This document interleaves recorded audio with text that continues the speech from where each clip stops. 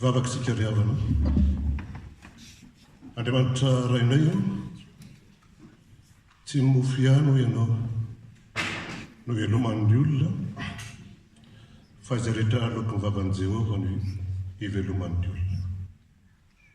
Ndreto izahay miandrandranao, ndreto izahay manatanatana ny vavanay ho fenonao amin'ny teninao, dia ilay teny fiainana izay irinay ameno anay, izay irinay anteraka ty anatinay, mba andraisanay fanavaozana, andraisanay fampahirezana, andraisanay fanamasinana sy fahasoavana sy famindram-po anaraka anay amin'ny andro rehetra iainanay. Dia mitenena Jehovah fa miaino ny fiangonanao. Amen.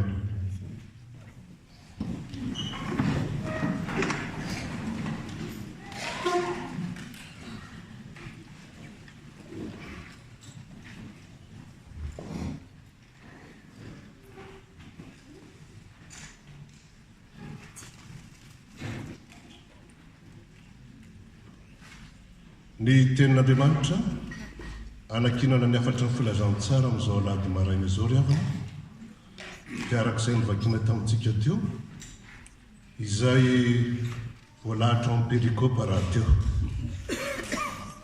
Hevi-dehibe telo no misongadina amin'ny teny izay nivakiana tamintsika teo, dia izay teny ao amin'ny Luka 12:12, dia voalohany hatramin'ny fahafito, mikasika ny fanoharana ny amin'ny ondro very. Hevi-dehibe telo no misongadinao. Ny voalohany dia ny fanontsin'i Jesosy ny hevi-diso ananan'ny olona mikasika ny fahotana. Ny faharoa dia ny fisairana an'Andriamanitra mitady ny mpanota, ary ny fahatelo dia ny fifalian'Andriamanitra mamindra fo amin'ny mpanota izay tafaverina ao aminy. Voalohany ary, manitsy ny hevi-diso mikasika ny fahotana Jesosy, fa diso hevitra ny amin'ny fahotana mantsy isika, ka tiany anehoana ny tena marina ny amin'ny fahotana. Ary ny mpamory rehetra sy ny mpanota nanatina iainan'i Jesosy, hoy ny fitantaran'i Luka, dia nymonomonina ny fariseo sy ny mpanoran-dalàna ka nanao hoe, ilay ty mandray ny mpanota ka miara-ninana aminy. Ilay ty mandray ny mpanota. Mandray ny mpanota hoe, mahitsy dia mahitsy izany fanakiana ny fariseo an'i Jesosy zany ry havana. Nefa dia tena marina fa izany fanakiana nataon'ny fariseo zany no famaritana anankiray tsara indrindra ilazana ny Jesosy Kristy. Jesosy ilay mpandray ny mpanota, ilay mpandray ny mpanota. Ary tsy Jesosy ihany, fa Andriamanitra ray koa dia mpandray ny mpanota. Fa hoy mantsy Jesosy hoe izaho sy ny iray dia iray ihany. Eny ry havana, mpandray ny mpanota Andriamanitra, ary ny tsy nahafantara ny fariseo izany no nahadiso hevitra azy. Ny fariseo sy ny mpanoran-dalàna mantsy, araka ny hita amin'ny soratra masina, dia niezaka hatrany mba anaraka arabaky teny didy aman-dalàn'Andriamanitra, ary resy lahatra koa izy ireo fa handray soa ho valin'izany. Nasika dia nasika koa ny fariseo sy ny mpanoran-dalàna, fa be fanenjehana olona, tia mitsikera ny fiainan'ny hafa, tsy misalasala manameloka sy mandroaka tsy ho ao amin'ny fiangonana, ary mitorabato mihitsy azy izay tratrany tsy manara-dalàna. Eto dia voalaza fa tafotoana tamin'ny andraisan'i Jesosy mpanota izy ireo.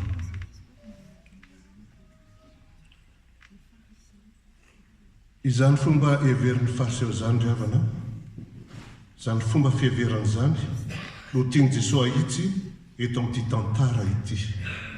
Ry havana, ove isika tsy misaina toy ny fariseo koa, mitondra tena toy ny fariseo koa, ary manao ny fanaon'ny fariseo koa, fa ahoana tokoa moa ahoana ny fomba hitantarantsika ny fiainantsika rehefa lasa iny no resaka izaho aloha tsy mba manao ratsy toy izany ny any marina ihany no ataoko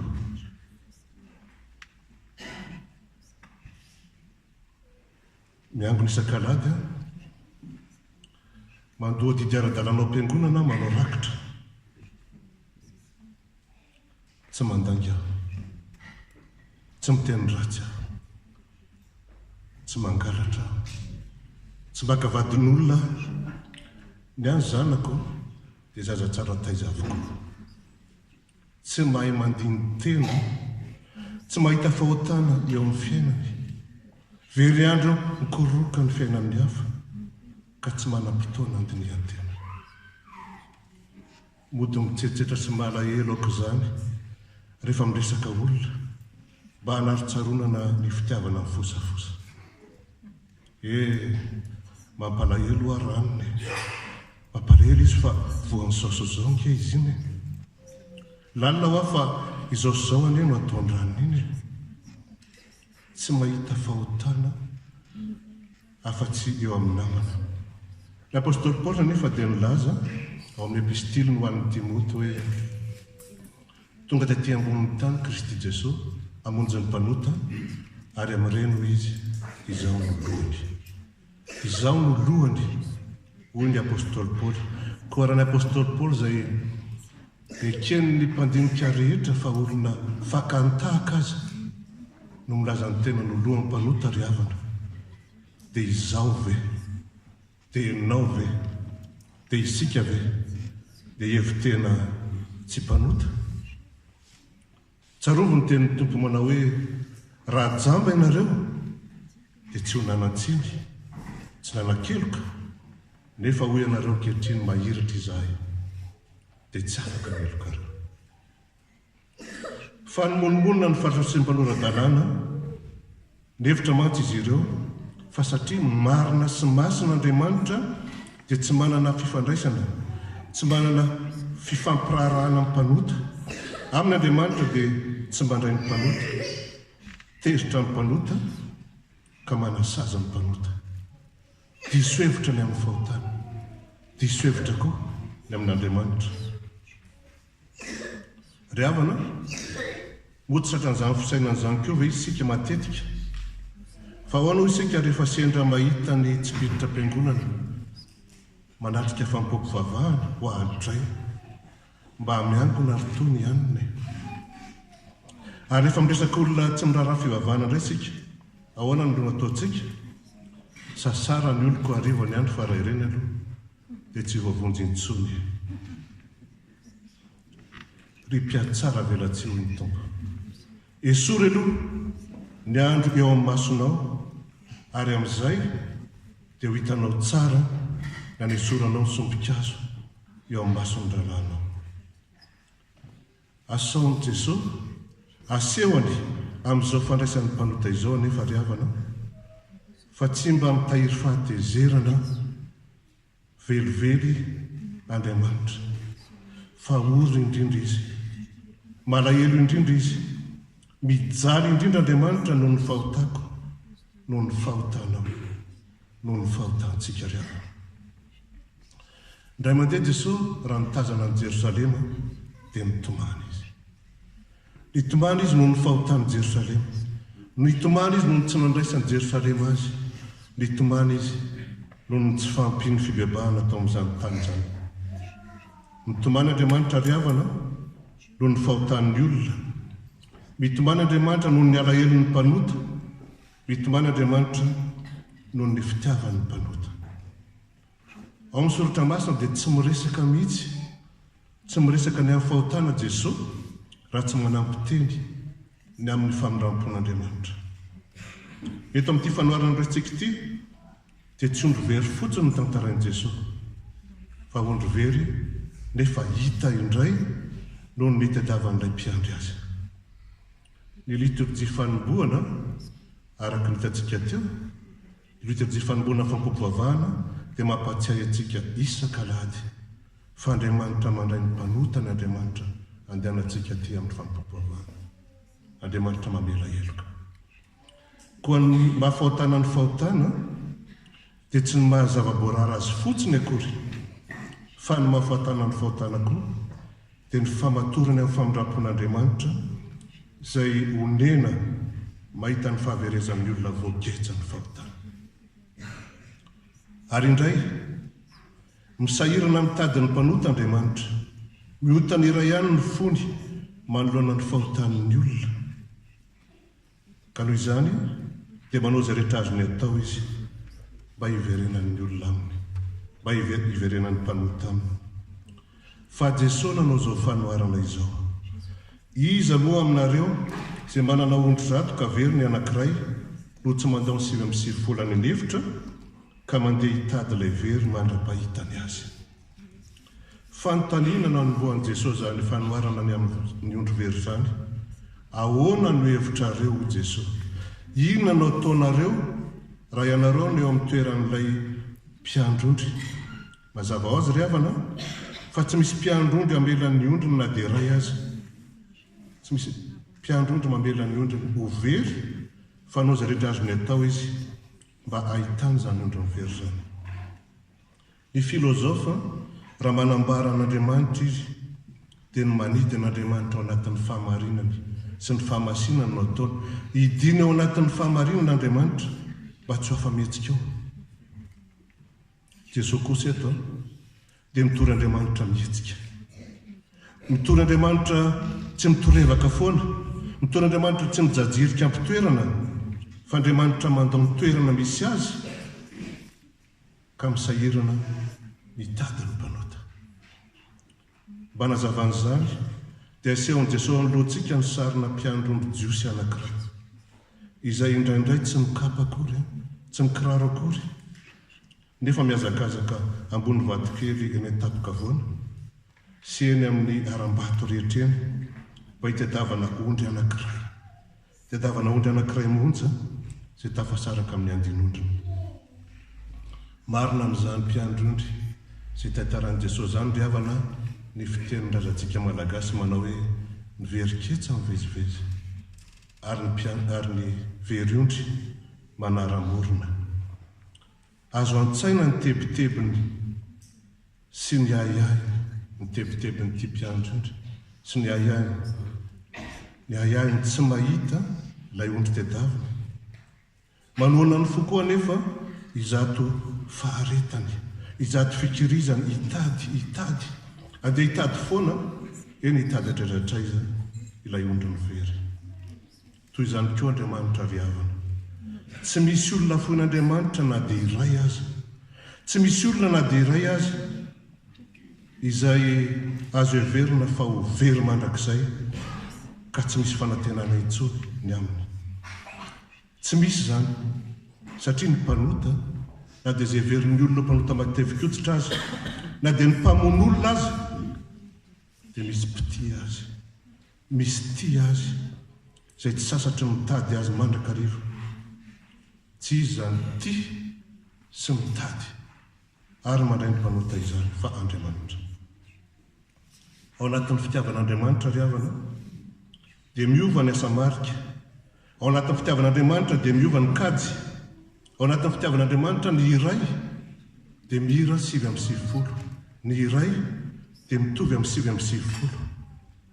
Sarobidy amin'Andriamanitra mantsy ny olona tsirairay avy. Eo anatrehan'Andriamanitra dia tsy azo ampitainana amin'inona na amin'inona ny tombambidiko, ny tombambidinao, ny tombambidin'ny olona tsirairay, na izy na iza. Hoy ny tenin'Andriamanitra nentiny Isaia mpaminany manambara zany: manala eo masoko anenao e, be voninahitra ianao sady tiako. Hevery tsara angery havana amin'ity ondry very ity, mety ho sitrapony ny nitsoaka nandao ny andinondry, nefa mety ho tsy nahiny koa. Na inona nefa na inona antony nahaverezany dia tsy izany ny zava-dehibe tamin'ilay mpiandry, fa very izy. Ary zany fahaverezan'izany ihany no nahamay ilay mpiandry ka namelany ny 7:90, dia izy rery ihany sisa no nameny ny fisainan'ilay mpiandry. toy izany koa Andriamanitra ry havana. Tsy mitsahatra amin'ny hevitra mpanotana andao azy izy, tsy mitsahatra ny tia mpanota mankahala azy izy, tsy mitsahatra ny malahelo ny ondry mivery izy, ka misahirana mitady azy.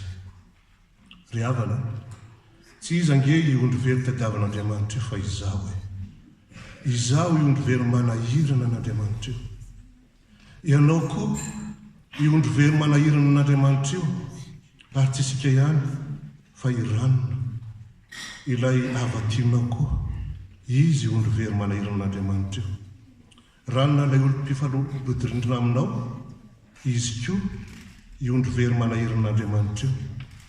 Iranona ilay olona ankahalainao iny, iny nge ilay ondry very manahirana n'Andriamanitra. Ilay olona nifanena taminao teny an-dalana, olona tsy fantatrao akory, ka tsy naarabainao akory, tsy nojerenao akory, iny koa ane ilay ondry very manahirana n'Andriamanitra. Ilay olona mipetraka any an-dakirany, izay tsy fantatrao akory ny fisiny, izay olona izay koa, izay olona izay no ondry very manahirana n'Andriamanitra. Ho antsika ondry very no nandaozan'Andriamanitra ny voninahiny ka nidina tetỳ tany tamin'ny alalan'i Jesosy Kristy.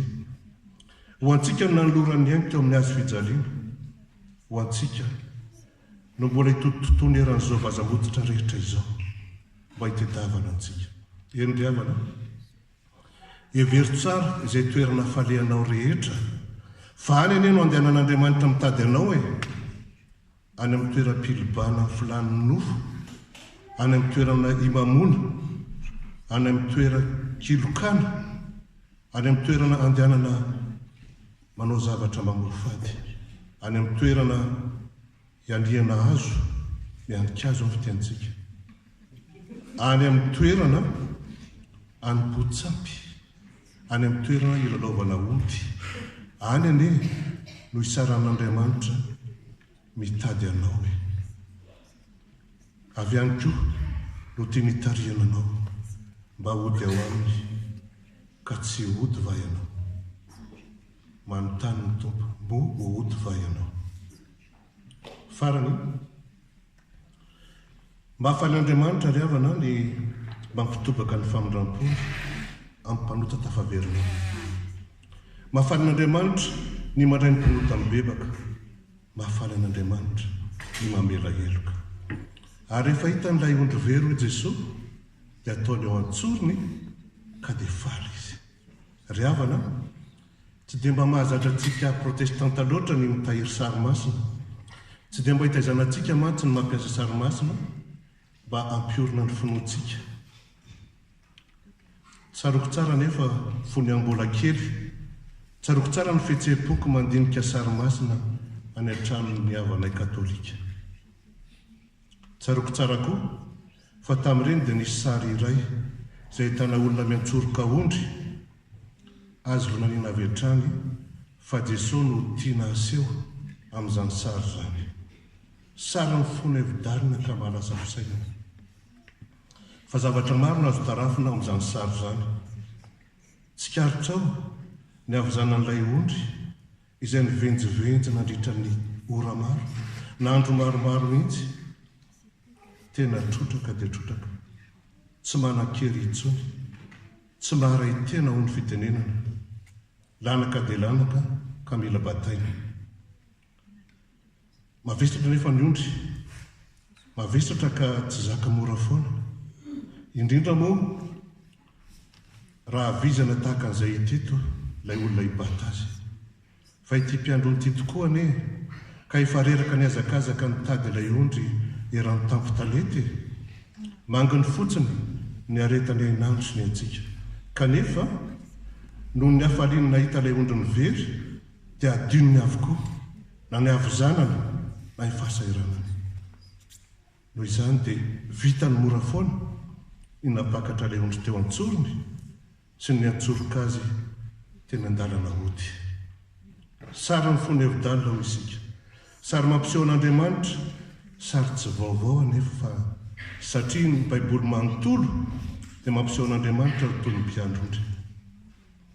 Iandro ondry ny taka ny mpiandro ondry izy, hoy ny tenin'ny Isaia mpaminany ny sandro no anangonany zanak'ondry ka hotritrony eny tratra mireny ary moa tsy tokony voasokotra tsara ampotsika ave ry havana moa tsy tokony alama eo imolotsika ave ny tononkirany Davida mpanjaka manao hoe Jehova ny mpiandry ahy tsy hananjava mahory ahy ary rehefa tonga ao trano ilay mpiandry ho Jesosy dia mamorony sakaizany sy ny namana izy ka manao aminy hoe avy hiara-mifaly amiko fa efa hitako ilay ondrika very mitobaka loatra ny hafalian'ilay mpiandry ka tsy azo mitanana ho azy irery avy hiara-mifaly amiko izy faly Andriamanitra ry havana ary ny fifaliany dia tsy inona fa ny fifalian'ny famelan-keloka faly mamela heloka Andriamanitra faly mamonjy ny mpanota izy satria tsy mba haingy tsy mba hain'Andriamanitra ny manameloka lazako aminareo Jesosy fa izy fifaliana toy izany any an-danitra ny amin'ny mpanota iray izay mibebaka mpanota iray monja no mibebaka dia manao fetina any an-danitra fanahoana no manao fetina any an-danitra fanahoana no faly Andriamanitra mamela heloka ny mpanota iray izay mibebaka satria ry havana izany dia midika ho fihemoran'ny tafiky Satana izay milofa motraka ny olona izany dia midika ho fihemoran'ny Satana izay miady mafy mba hisarika ny olona lavitra an'Andriamanitra mba azotsika tsaina tsara ve ry havana izany hafaliana mameno fon'Andriamanitra izany hafaliana mitobaka tsy haitohaina hafaliana mianaka amin'ny anjely any an-danitra nefa hafaliana manafitra koa ny olombonjaina ety amin'izao tontolo izao